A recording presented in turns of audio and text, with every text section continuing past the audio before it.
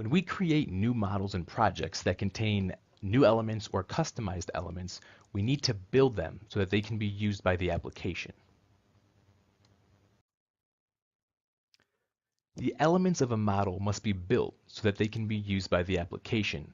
A full build can be performed on an entire model or multiple models. A build can also be performed on a project, meaning it will only build the elements that are in the current project.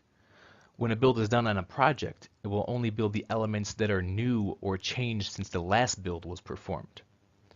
So during a build operation, various validations are performed. So metadata and X++ code will be validated. A best practice check can be performed. Report design generation will be completed. Compilation and creation of .NET assemblies is also done in a build, as well as label and resource file generation. And lastly, database synchronization can also be done in a build.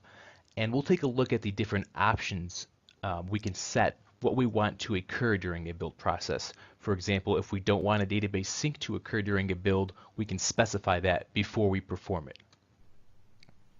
So in order to perform a build on our project, we can go up to the Build menu and we'll choose Build DB Project 1, which is our currently open project. An output window will display, giving the status of the build as well as each step being performed. When we choose to do a build, it only builds new or changed elements. It's important to note that if we delete an element from a project, we must use the rebuild option in order for that deletion to take effect. Performing a rebuild also forces a build of all objects in the project regardless of whether they have changed or not.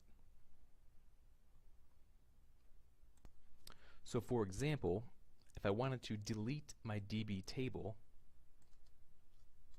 I can right click and choose delete. And now I'll have to go to my build menu and choose rebuild DB project 1 in order for that deletion to take effect.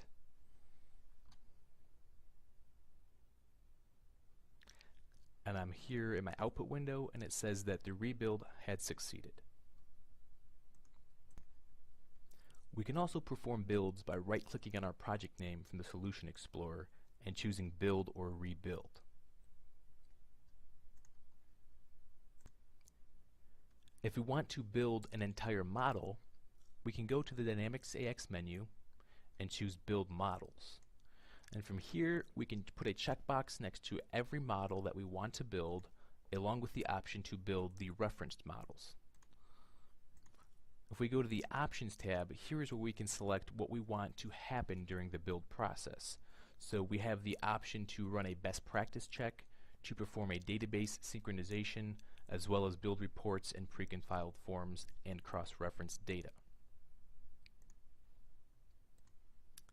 Lastly, if we right-click our project and choose Properties, we can go through the different options for the project. And at the bottom, we'll notice again, Synchronize Database on Build. Currently, by default, it's set to false, but we can flip this to be true if we want a database sync to be performed each time we build it. It's set to false for performance reasons, so it's not performing this sync each time we do a build. However, the choice is yours to make.